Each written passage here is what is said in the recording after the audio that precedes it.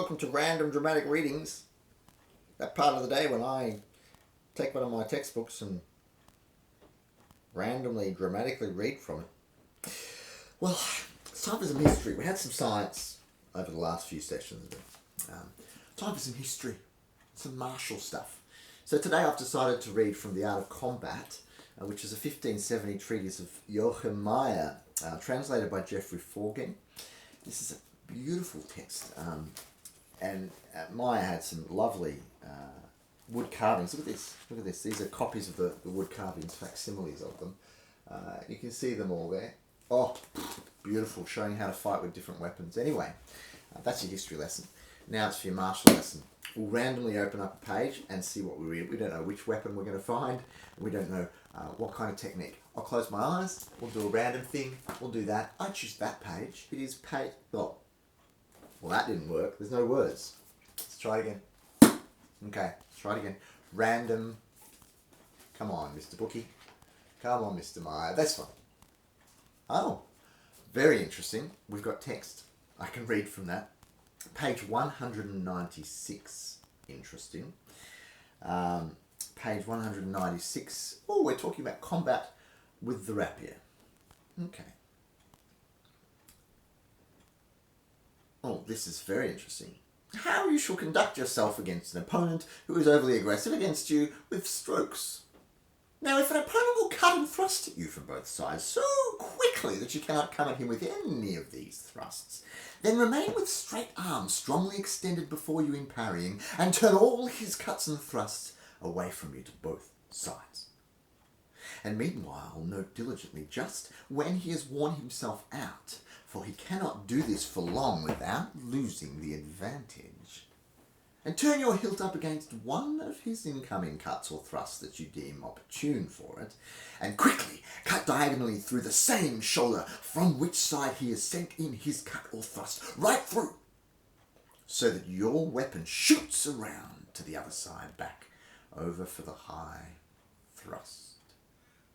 That is, if you cut through his right shoulder, then let your blade run through back beside your right in the motion of this cut and snap round into the right high guard for the thrust.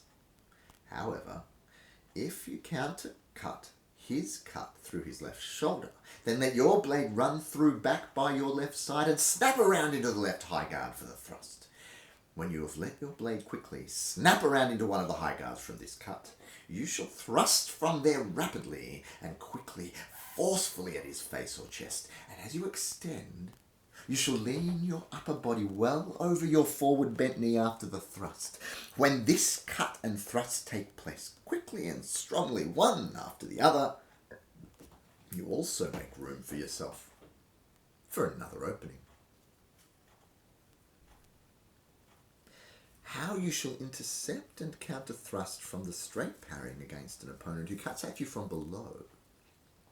If he thrusts or cuts at you from below or across, whether from the right or the left, from whichever side he thrusts or cuts, then step out from his incoming thrust or cut with your rear foot, that is, with your left foot, toward the other side, and send it down from you, away from you, out sideways with extended long edge. Now, as soon as your weapon connects in this parrying, then step to him with your right foot and thrust quickly off of his blade straight at his face before he recovers. All this, that is, the parrying step and thrust, shall take place in the blink of an eye. Ready? Blink of an eye.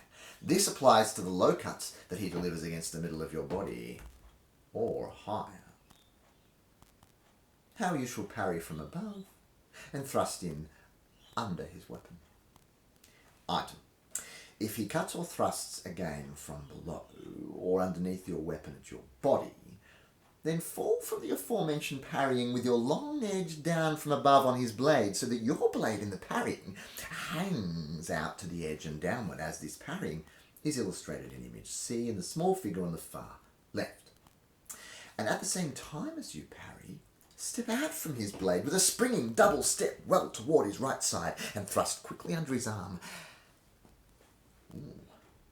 under his right arm, at his body, as shown by the other figure facing the previous one.